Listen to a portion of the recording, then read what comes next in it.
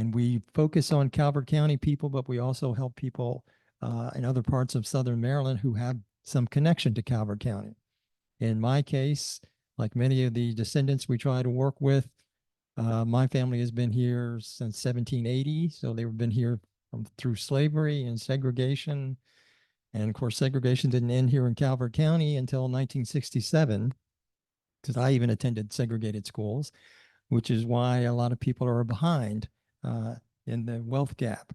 So hopefully C4 will help people with some matching funds and some other things like this course tonight to help people get caught up.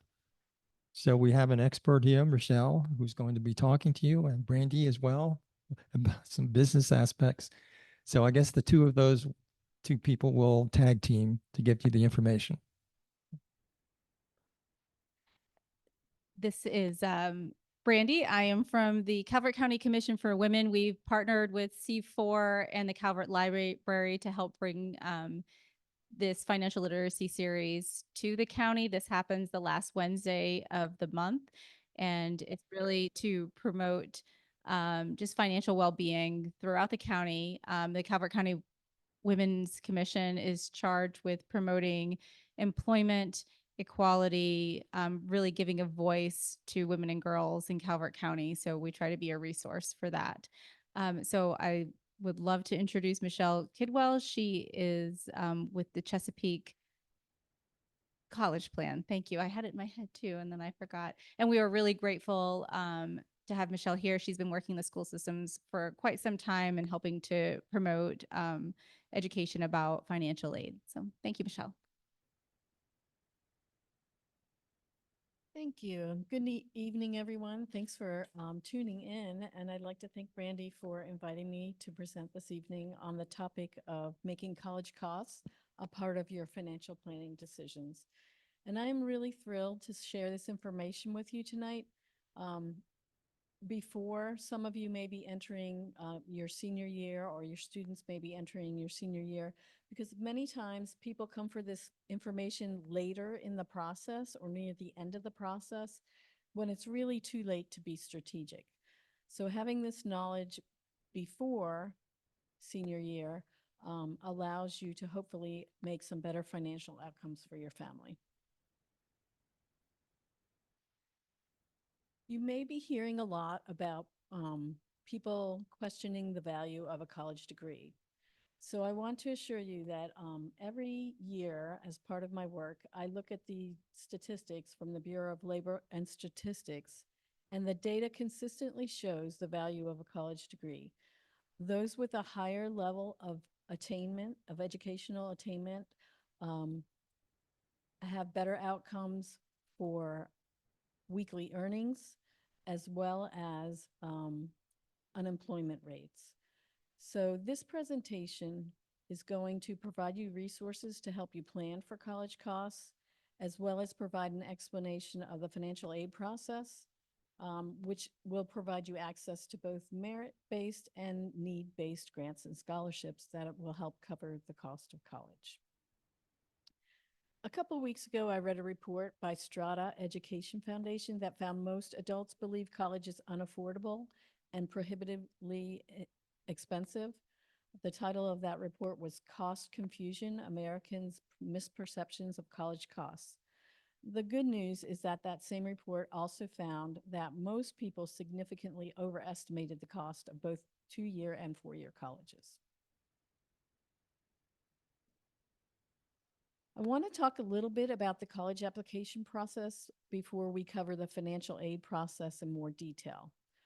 I think it's important for you to understand how the two are related.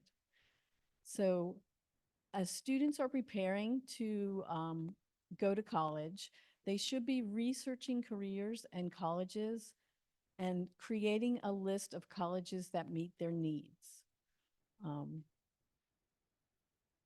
These colleges that meet all of a student's needs are referred to as best fit colleges.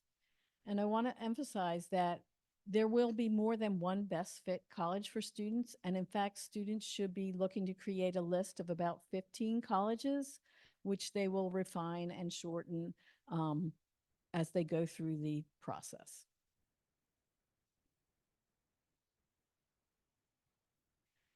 Best fit colleges are defined as the colleges that meet a student's needs in three ways: an academic fit, a social fit, and a financial fit. And of course, tonight we are going to be focusing on the financial fit.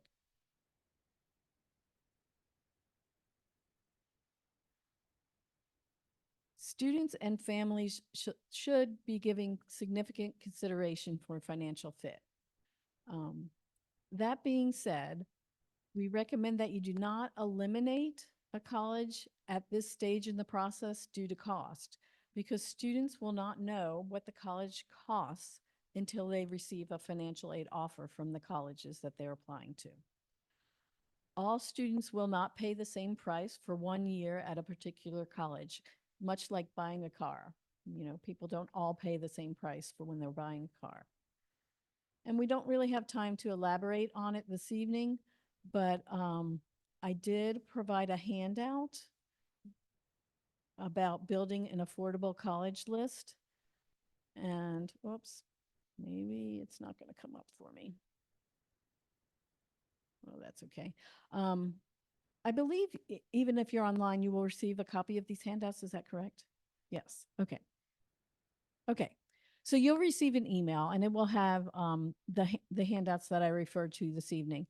But on the back of the first page is a diagram to help students determine an affordable college list by comparing your academic profile to your financial situation, so your level of income.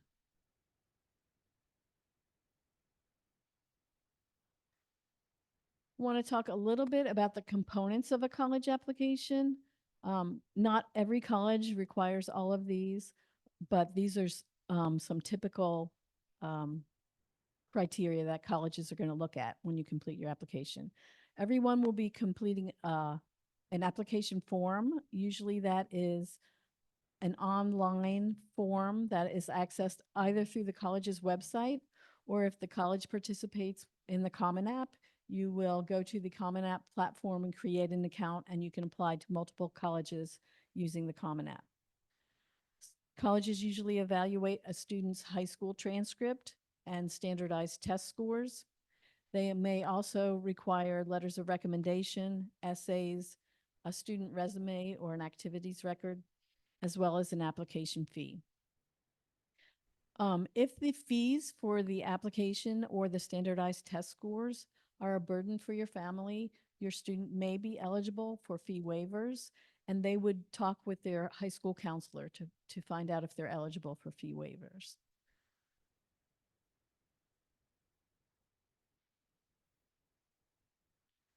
Chesapeake CollegePlan has a partnership with Calvert County Public Schools, and we are in each high school weekly to assist students with both the college admissions process, the researching of careers and colleges, as well as the financial aid application process.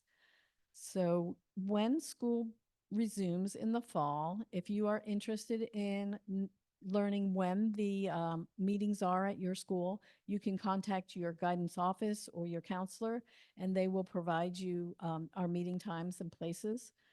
If your student, or if you are the student, if you are unable to come during that time, we can make other arrangements that I could work with you either privately or in a small group to kind of make sure that you are getting all your questions answered. That's kind of our goal, is we want to make sure everybody has the information they need for the process. The other way to find out about that is to contact me directly. My email is collegeplan.mk@gmail.com. So we're going to switch gears a little bit. We're going to be talking about the financial aid process.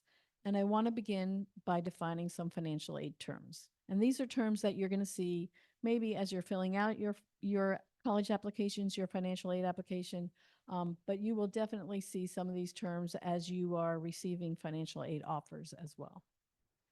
So what is financial aid? Financial aid are funds provided to families to help pay for post-secondary educational expenses.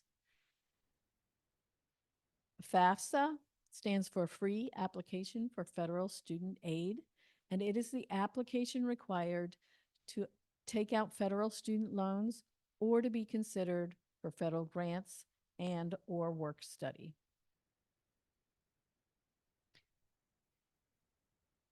Cost of attendance, or COA.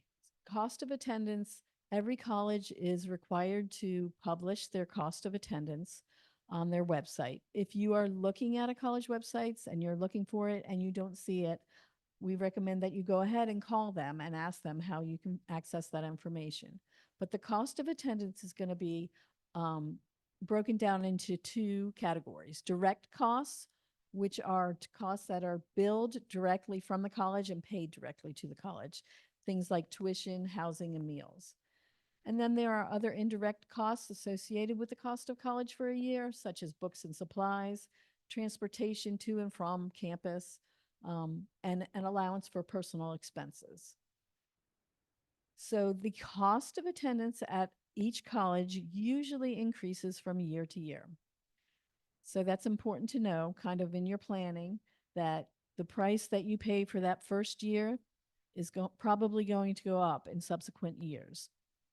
And much as family budgets differ from one college, or I'm sorry, from one household to another, the cost of attendance differs from one college to another. So that's not going to remain constant.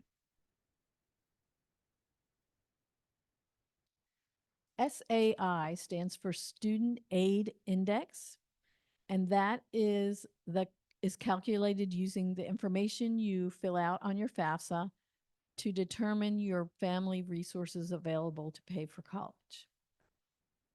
A student's SAI is going to say the same at every college that they apply to, because the student's family resources remain the same no matter which college they choose to attend. So while SAI is constant, remember the cost of attendance changes from college to college. Need is defined by the cost of attendance minus the SAI. So the COA minus the SAI. It is a result of the FAFSA, the formula used to calculate the FAFSA. It is not defined by the family. It is also sometimes associated with the CSS profile, which is a separate financial aid application that some colleges, not a lot, but some colleges require. Usually those colleges have a large endowment and they are trying to gather deeper financial information from families. So they are awarding that those funds to the families who need them the most.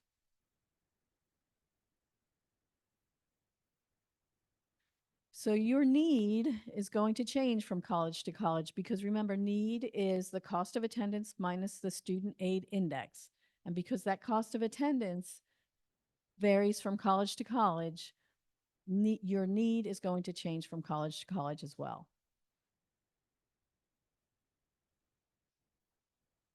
Most colleges do not meet 100% of students' need. There are a small number of colleges that meet full need. And that means that they are committed to providing financial assistance to cover the full difference from the cost of attendance and the student's SAI. Usually, like I said before, this is usually determined using the CSS profile as well as the FAFSA.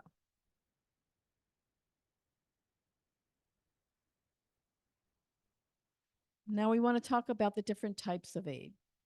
Gift aid is the first one we're going to talk about. And of course, gift aid is just what it sounds like. It is aid that students receive that does not need to be paid back. They are awarded in two different categories: need-based aid and merit aid. Need-based aid is based on family income and the resources available to direct towards college costs. And they're usually awarded in the form of grants and scholarships. And then merit aid is not awarded based on family resources. That is awarded to meet the college's priorities. For example, if a college is looking for a cellist for their orchestra, they may offer a scholarship to entice that student to come and be a part of their campus and a part of their orchestra. Merit aid is not offered by every college, and it's not offered to every student. It can be offered along with need-based aid, or it can be offered to students without need. It really just depends on how the colleges decide to award that. Another type of aid is referred to as self-help aid, and these are offered in the form of loans which need to be repaid and work study which needs to be earned. A student will work on campus and earn those funds. And there are other sources of aid as well. The state of Maryland offers grants and scholarships. The agency that administers those grants and scholarships is called the Maryland Higher Education Commission, MHEC for short. And I do encourage all students to have at least one Maryland college on their college list and on their FAFSA. If a student has a Maryland college listed on his FAFSA, on their FAFSA, their SAI gets sent, their FAFSA results get sent to the Maryland Higher Education Commission. They evaluate the FAFSA and determine whether or not the student is eligible for any state grants and scholarships. And some of those can be very generous. Some students are fortunate to have military benefits that maybe a non-traditional student may use for themselves, or if you or your parent earned military education benefits, they can be assigned to you as well. Employers offer educational benefits sometimes, and that could be either the student's employer or the parent's employers that offer those benefits. And then I'm going to talk at the end of the presentation, I'll talk a little bit more about private scholarships as well.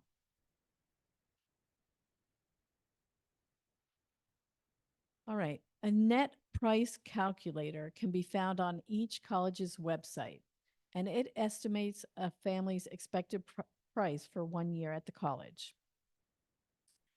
You can go to the college's website and just in their search, you can go ahead and type in net price calculator, or you can go to a search engine and type whatever college, University of Maryland, plus net price calculator, and it takes you to where you need to be. When you get to that net price calculator, you'll answer a series of questions about your family and your income level and things like that. And at the end, it gives you an estimate of what you may expect to pay for that first year of college or whatever year you're looking at of college. I do want to caution you that this is an estimate, and the reliability from college to college and even from year to year can be, not great. I have had some students who expected that they would receive much more financial aid than they actually ended up receiving in the end. So it just kind of depends. If you have questions, you can ask the financial aid office or the admissions office at the colleges and ask them how reliable you can expect that to be. A word about parent loans. We do recommend that you avoid parent loans if possible. They should be avoided, and they should only be used to cover a small gap in the financing.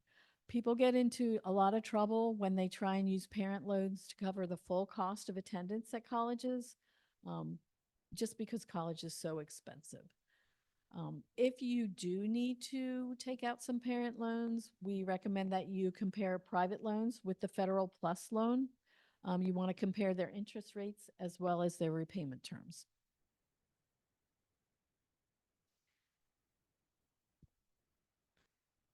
Student loans. Students who file FAFSA are eligible for student loans. They don't require any credit check.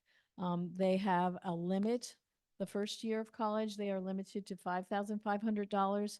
It goes up to $6,500 the second year, and then $7,500 for the last 2 years. So those interest rates are set annually, and that totals up to, I think, $27,000. Which is a reasonable amount for a student to be in debt when they graduate from college. people get into trouble when they borrow tens of thousands of dollars a year to cover the costs of some of these colleges. Going back a little bit to the FAFSA, as I said, students have to file FAFSA to be eligible for these loans. And in order to file FAFSA, students must be either a citizen, a U.S. citizen, or an eligible non-citizen. And if you have questions about citizenship, I can, fill you in privately. But students' parents do not have to be citizens for them to receive student loans, but the students themselves have to be the citizen. Okay, so now we kind of discovered discussed the application process and the financial aid terms. So I'm going to turn now to what I call true family price, which is some colleges refer to it as the net price, but the net price often in college financial aid offers includes loans and work study and even parent loans. So we're talking about the true family price, which is what your family is actually going to be paying out of your pocket. So for each college that your student receives an offer of financial aid from, you want to take the cost of attendance at that school and subtract any gift aid your student receives from that school. And that's going to be your true family price, because loans need to be repaid. So we still want to include them as part of the cost. Let me go back a minute. Oh, no. So your family will want to determine what their budget is for college costs. So include in that budget what you are willing to pay and able to pay. It is very important to establish this family budget kind of going into it. So if you're a parent and student have not yet had a discussion on college costs and the family budget, it's recommended to do that soon, soon enough that it helps you when you're making these decisions. Again, be sure to include what you're willing and able to pay, and that's going to be money from the past that's been saved specifically for college expenses from both the parent and the student. It's also going to be money from the present years during the college years, money earned that's available to help pay for college from both the parent's income and the student's income. And then future money is going to be the earnings that are going to be used to repay any loans that have been taken out. Again, we recommend that parents don't take on any debt because it can jeopardize their other financial goals, including their standard of living and retirement plans. The federal student loans that are available to all students, in most cases, that's not going to be more than $27,000, and that's going to be a reasonable amount for a student to repay upon graduation. So it wouldn't be unmanageable debt if they were to borrow that full amount.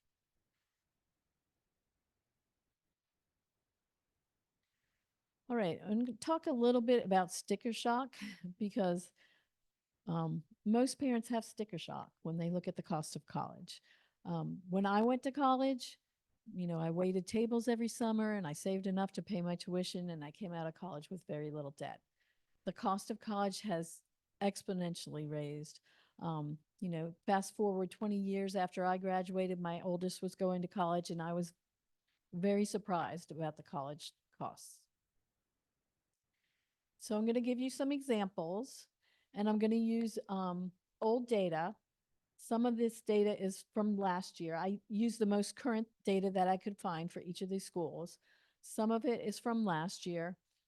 Some of them are from a year before that, and I think one might even be 2 years before that. But also keep in mind that this cost of attendance for last year is going to increase. So if you have a student going off this year, you're going to, it's going to be a little higher, or maybe hopefully not too much higher as you go along. The information that I'm going to be sharing is going to look at the annual cost and the average aid for several colleges just to kind of give you an idea of what you can be prepared for when you're researching college costs. I use the Common Data Set, which is a standardized way for colleges to report information about their institution. And we're going to be looking at the financial aid data, the annual costs, and the average need and merit aid that they supply. And then the last column on these slides is going to give you a breakdown of net price by income level. I got that information. There's a couple good sources for that, but I got that information from an author, Jeffrey Salingo. He wrote a book called Who Gets In and Why, and the research that he did for that book, he followed several students through the college admissions and financial aid process. And at the same time, he sat in, 3 colleges allowed him to sit in and observe the process of how they admitted students and offered financial aid. So from his work, he created a list of buyers and sellers. He considers colleges in a category of being a buyer or a seller or somewhere in between. The buyers are trying to recruit students to come to their college. So they are trying to entice them with discounted tuition in the form of grants or scholarships or merit aid. The sellers are those big name schools that everybody wants to go to that they don't have to, buy students. They just, put out their goods, and they don't offer discount tuitions. They offer financial assistance only to those who really need it or are truly exceptional. Now, most colleges are going to fall in between, somewhere in between being a buyer and a seller. But the point here is to kind of do your homework and maybe go to jeffsalingo.com, JEFFSELINGO, jeffsalingo.com, and you can download his buyers and sellers list for free. Because you want to be sure that as you are applying to colleges, you include some buyers on your list to kind of help you find that financial fit. So here is our first college. We're looking at the University of Maryland, College Park. It is a public university in Maryland. It is the flagship University of Maryland. Last year, their annual expenses were about $31,500, and they offered about $15,600 in as an average need-based financial aid, and almost $8,000 as non-need based aid. The last column there is that net price by income. So if you look at that annual expenses of $31,500, if you are in the mid-range for income, about $48,000 to $75,000 is your household income, you can expect to pay about $17,000 for that year of college.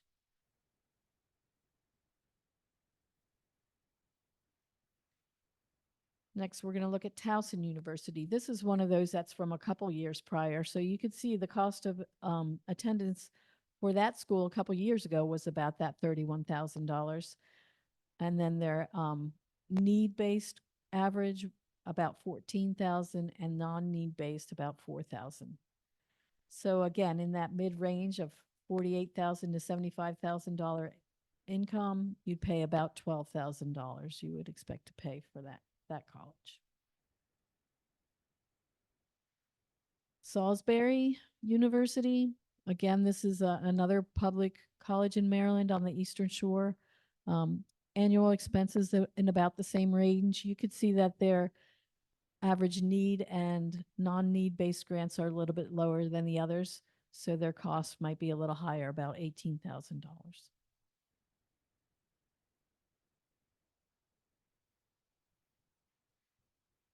Loyola University is a private religious college in the north part of Baltimore. And if you look at their annual expenses, and this will be the case for any private college, they do not receive state funds, so their costs are much higher, nearly $81,000. But you can also see that they offer a higher level of need-based and non-need-based grants. And then again, the net price by income for this one in that mid-range is almost $25,000.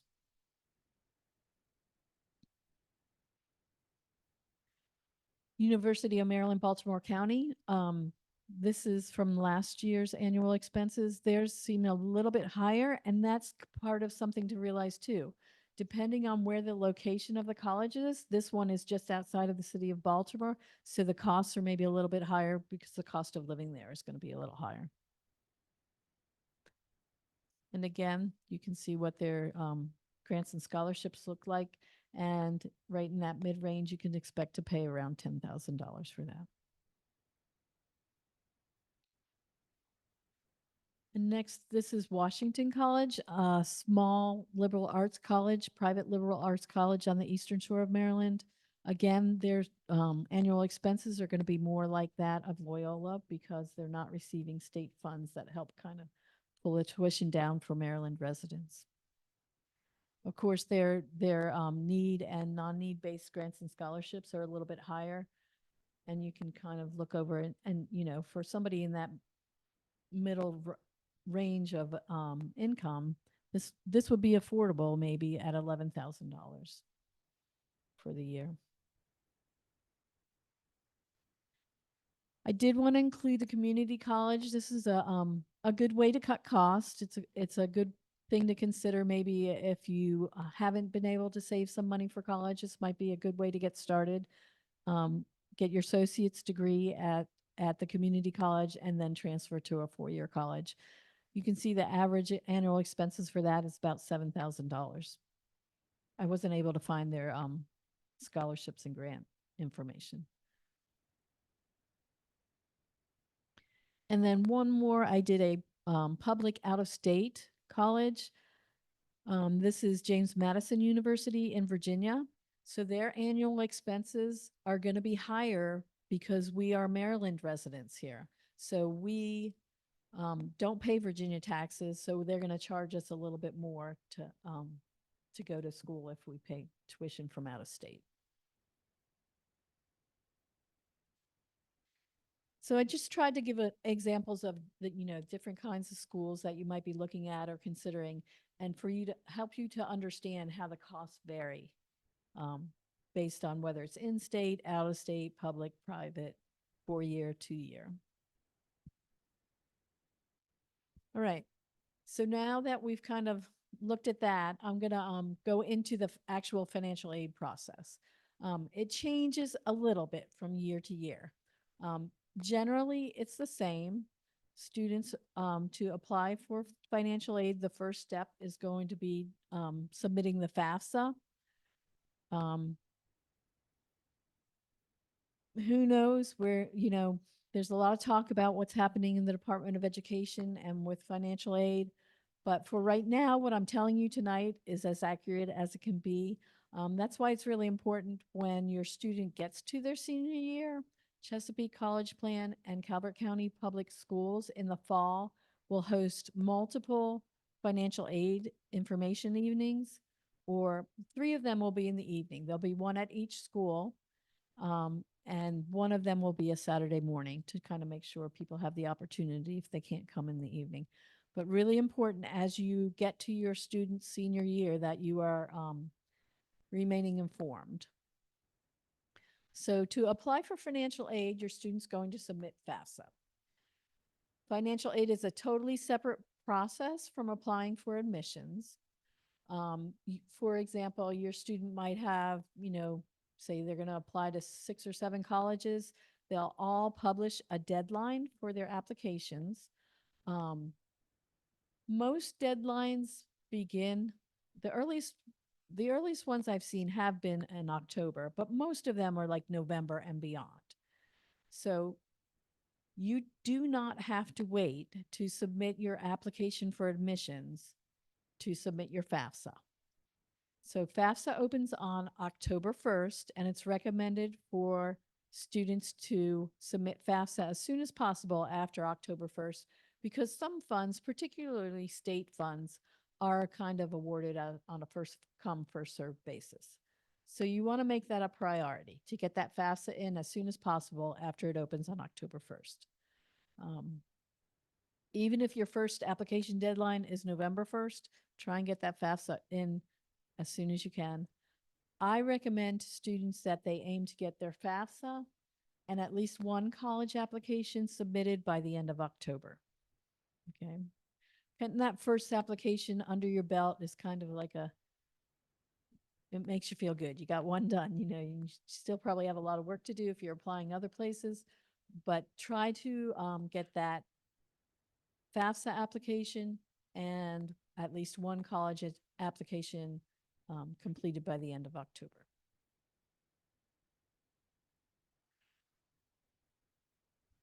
You are going to be completing FAFSA annually for the following academic year. So if you have a senior, you are going to, in the fall of their senior year, be submitting FAFSA for the following year, their first year of college. When they are during their first year of college, they are going to be completing their FAFSA for their second year of college, and so on until they leave college. As I mentioned earlier, you want to look for those financial aid workshops and try and get as much up-to-date information as you can as you kind of go through the process.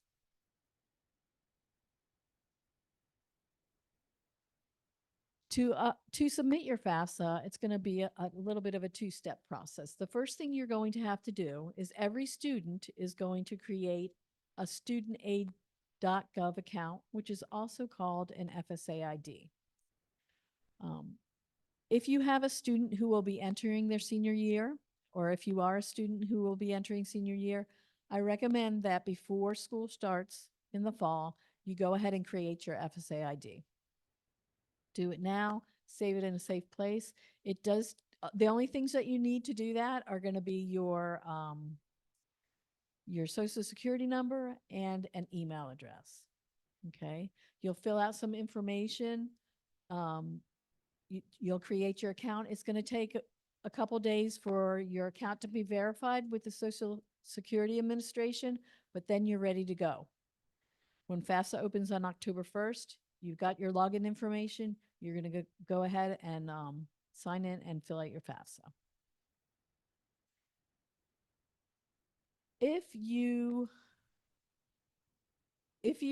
are a parent who already has an FSA ID, either for yourself or for an older student, you are going to use that same one for your student who is applying as a new student. Every student needs the account, and at least one parent needs an account. And in many cases, both parents need an account. Parents are called contributors on FAFSA. Some people get concerned about that. They think, oh, that means that they need to contribute to the expenses of college. However, it does not. It just means that you're contributing your information on your student's FAFSA. Okay. If parents are married, if the student's biological parents are married to each other and file a joint tax return, technically only one parent needs an FSA ID.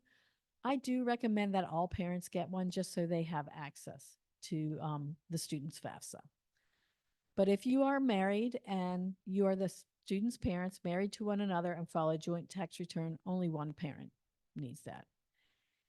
If you are biological parents unmarried, living together in the same household, you're both going to need an FSA ID account. If a parent is married to another person, not the student's biological parent, they are going to also include that parent on the FAFSA. That parent's information, their financial information will be on the FAFSA. So all contributors need an FSA ID, and there is a handout that walks you step by step through creating that FSA ID. No?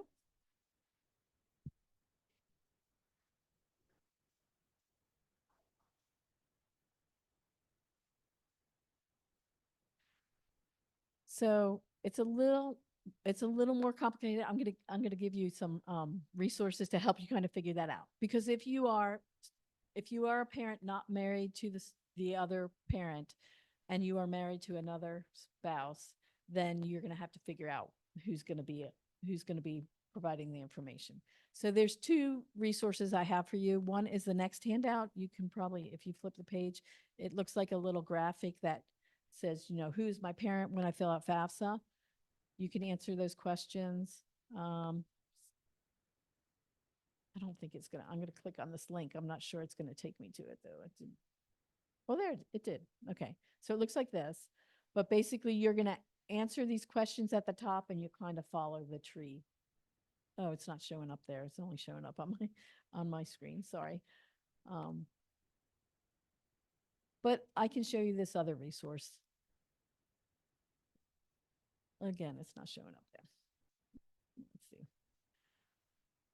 So there is this graphic that you can use to help you figure that out.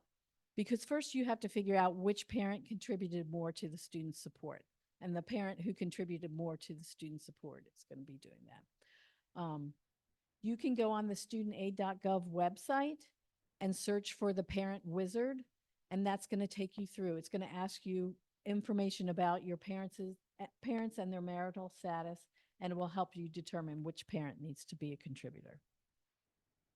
And if you do that and you're still uncertain, you have questions, I am happy to, assist you with kind of determining which parents are going to be required to be contributors.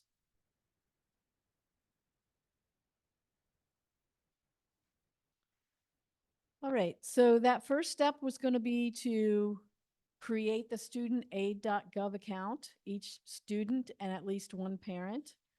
And then the next step is going to be to fill out the FAFSA after October 1st when it opens.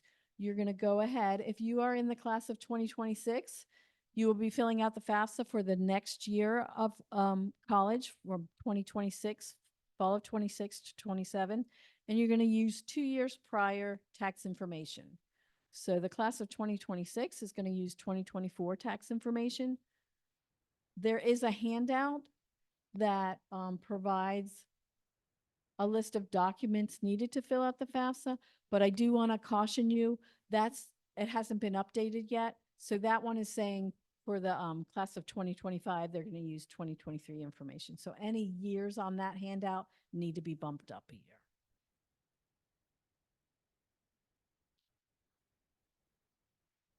And then after the FAFSA is filled out and submitted, signed and submitted by the student and the parent, the student, not the parents, the student's going to get all the communication. So it's really important to be on top of your email as a student. You're going to get a confirmation email that the FAFSA has been submitted.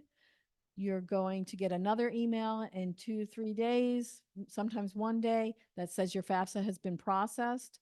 And then you're going to log in and check your FAFSA submission summary, which is the result, that SAI that we're looking for, the result of your FAFSA. If you look over that information, you notice anything that's inaccurate, you can log back into your FAFSA and make corrections. The FAFSA information is going to be sent to the colleges that the student indicated on their FAFSA. And then the colleges may ask the student for additional information. So very important, as I said, for students to be monitoring their email and responding to any requests for information. And the colleges are going to use the SAI to put together financial aid offers. When a student receives a financial aid offer varies a lot from college to college. Some of them are very quick and they want to get that information into your hands as soon as possible to help you plan financially. However, if you are eligible for the grants from MHEC, the Maryland Higher Education Commission, the awarding of those grants is not going to start until May. So you may not have a clear indication of exactly what your costs are going to be until you receive all that from your colleges and from your from MHEC if you are awarded any grants. And the next step after that is to wait for all of your offers of financial aid from all the colleges you're considering. And then it's going to be a matter of comparing those offers. This can be kind of tricky because not all colleges present that information the same way. And it's a little tricky to, especially the first year, understand exactly what you are being offered. For that reason, there are college cost calculators, and I do recommend this one from UAspire. UAspire is a college access organization, and they've used their knowledge that they've gathered over the years to put together a really nice calculator. You can go in there, you can create an account as you are receiving your financial aid offers.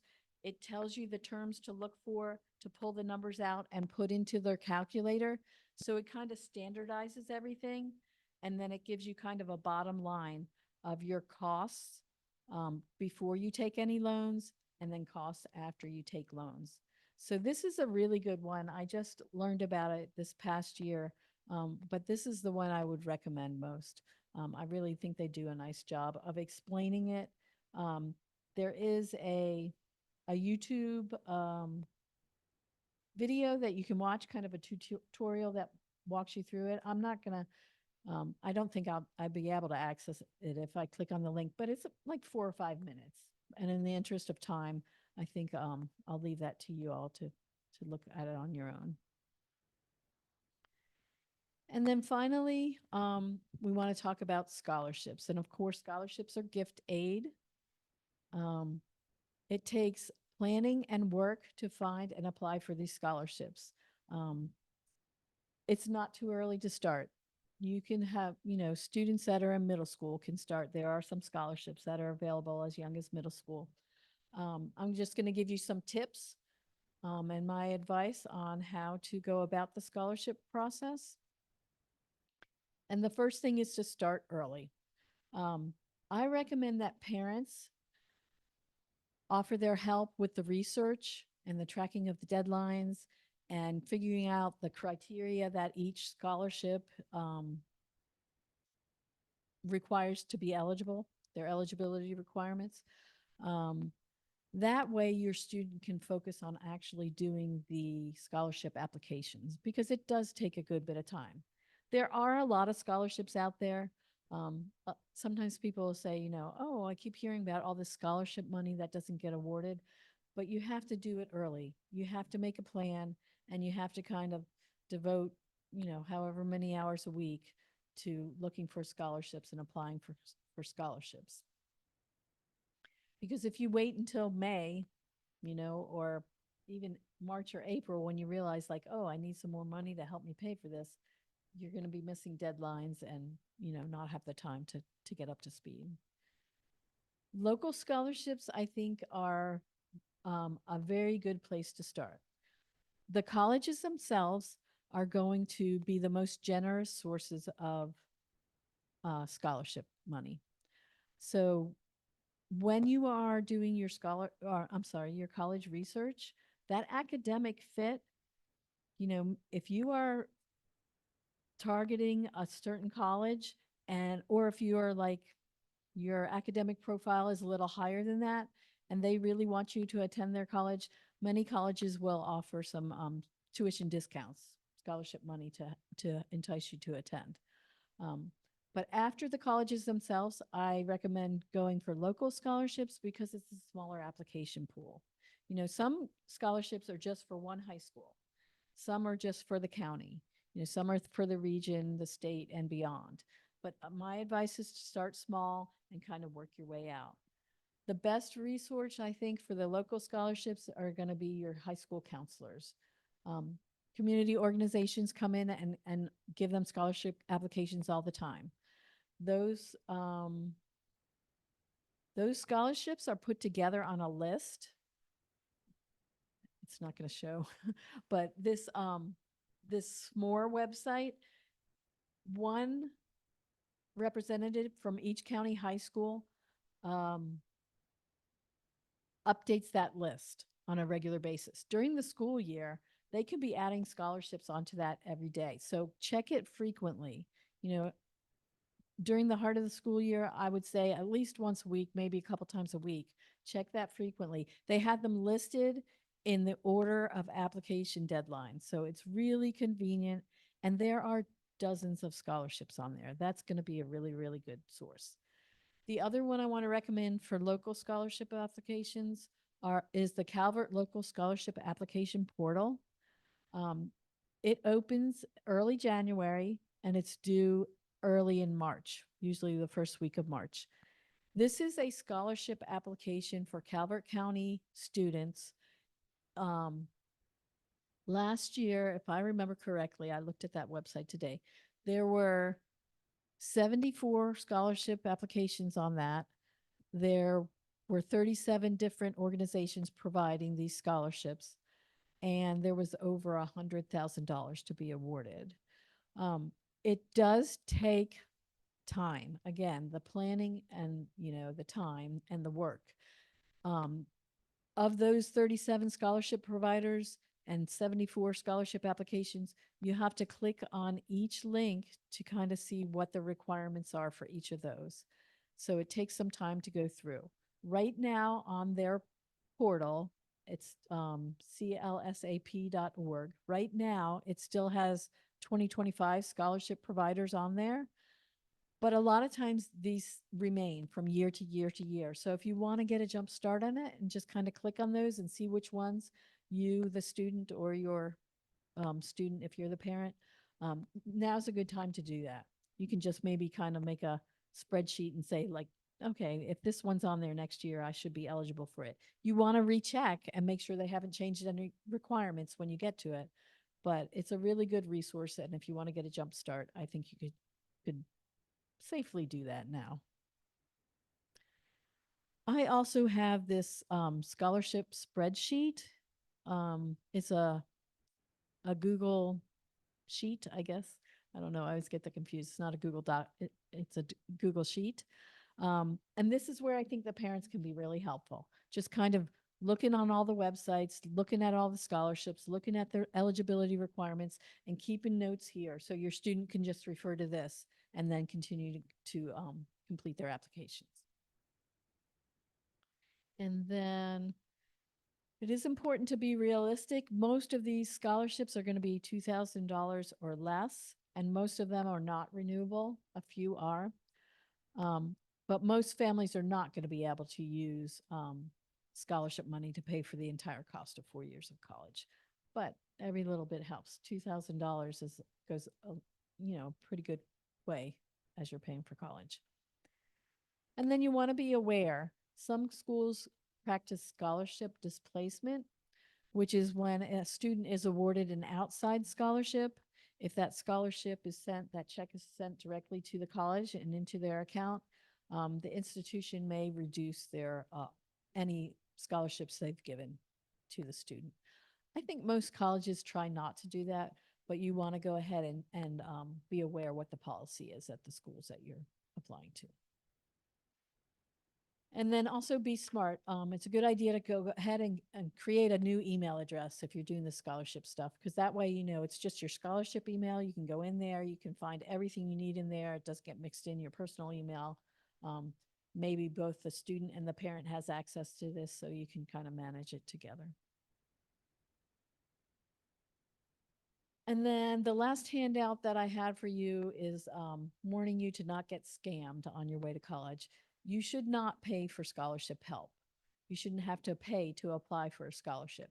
If it sounds too good to be true, it probably is too good to be true. The easier it is to apply for a scholarship, the more people are going to apply, the less likelihood that you're going to get that scholarships. You also should not pay for any FAFSA help. Chesapeake CollegePlan offers multiple opportunities for FAFSA help.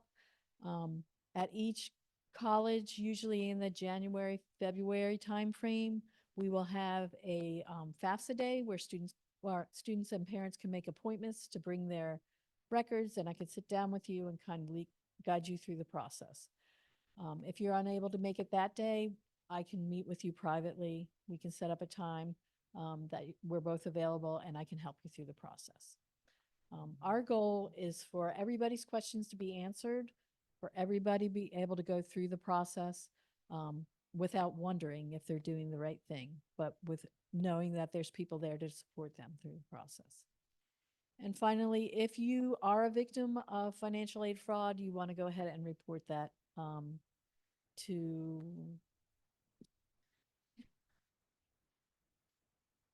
let me double check if it's studentaid.gov, the Federal Trade Commission or the Department of Education. You would report if you are a victim of financial aid fraud. And then that is it for what I had planned, but I'm happy to take any questions. Hopefully I can answer questions. Yes.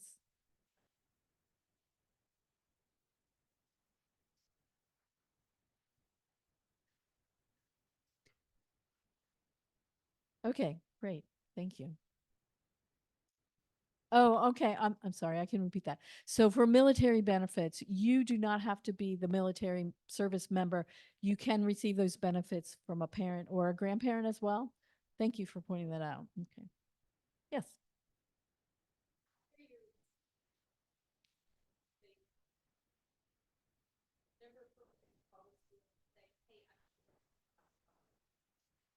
Yeah.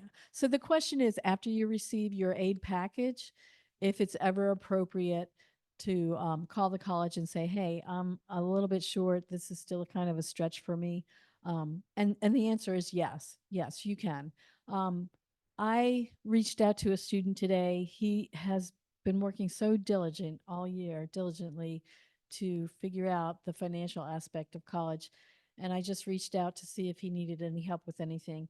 And he is still negotiating his financial aid with colleges. You know, colleges need students as much as students need colleges. So if they have space in their class and they have financial aid resources, they will do what they can to, you know, help you out along the way. So it is. Mhm. Sure.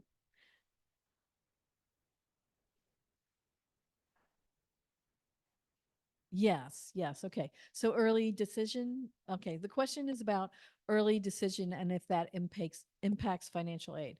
So early decision is a binding contract. Basically, if you apply to a college early decision and you're admitted, you are expected to withdraw your other applications and attend that college. Early decision is, for most students, I don't think it's a good thing. Um, if you have unlimited resources and you have a college that you absolutely want to go to, it's your first choice, early decision might be for you. If you are interested in comparing financial aid packages, early decision is not the way to go because you did make, you know, a decision that you were going to honor, that you would attend that school.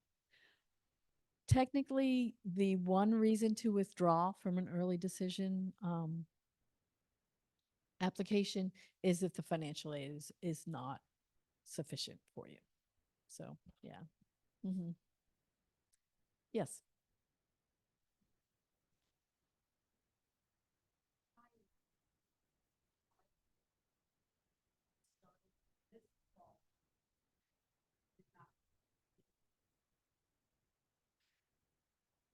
So, okay, let's make sure I understand the question. So, if a student was a little behind, didn't complete FAFSA.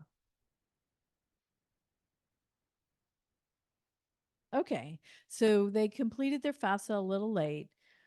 If you don't have FAFSA in by March 1st, you aren't eligible for state grants. So that is a point that I would like to make. If a student submitted their FAFSA in April, they don't have funds available to help pay for college, and they've been admitted to a college. They have. Okay. Okay. So in that case, I would recommend a student start at community college to reduce expenses. Students can borrow up to $5,500 the first year. If you remember that That slide I showed about the cost of attendance at CSM, College Southern Maryland, is about $7,000, probably a little more because, you know, it goes up every year.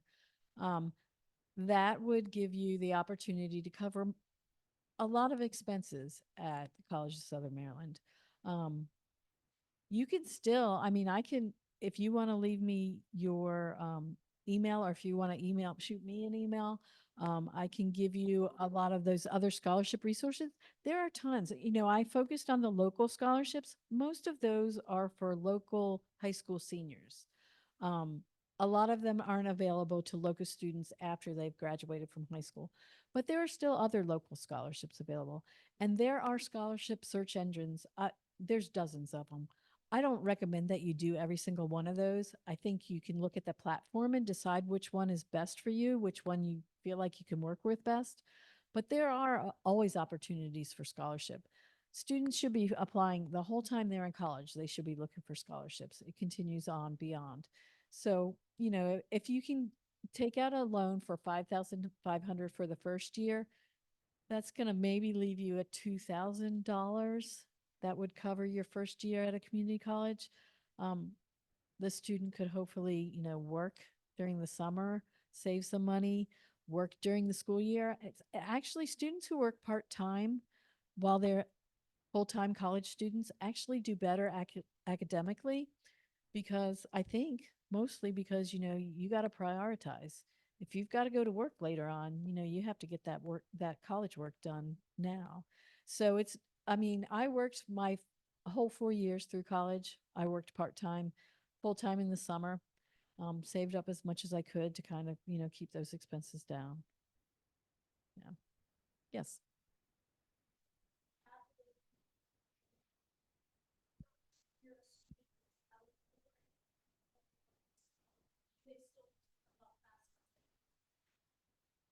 So the recommendation, the question is, if a student isn't eligible for any financial aid except loans their first year, should they still fill out FAFSA in the future? I say yes.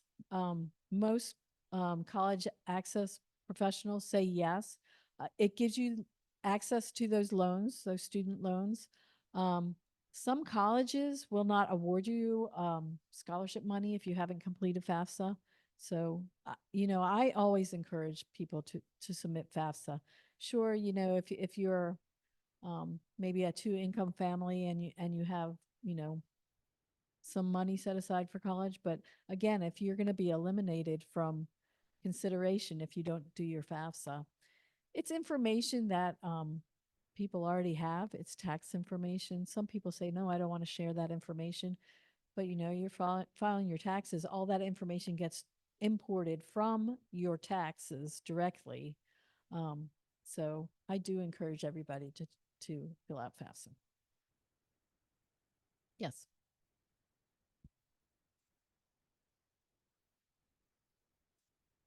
Okay, great question. So the question is, if a student is working part-time or even full-time, is it based on the student's financial information or the parents?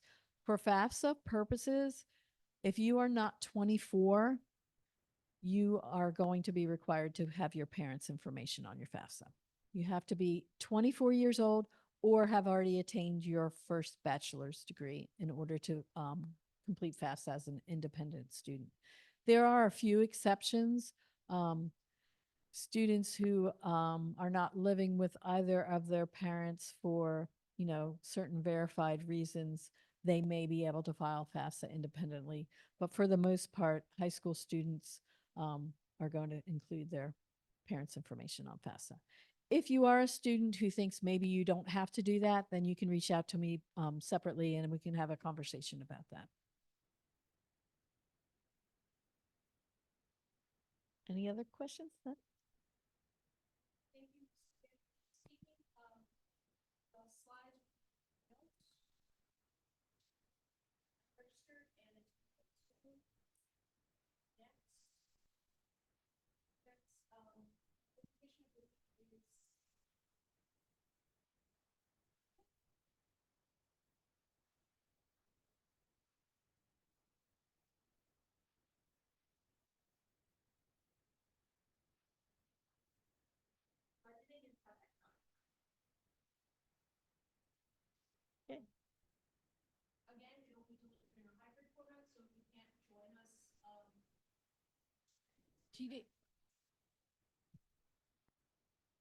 The next session of our financial literacy series is budgeting in tough economic times.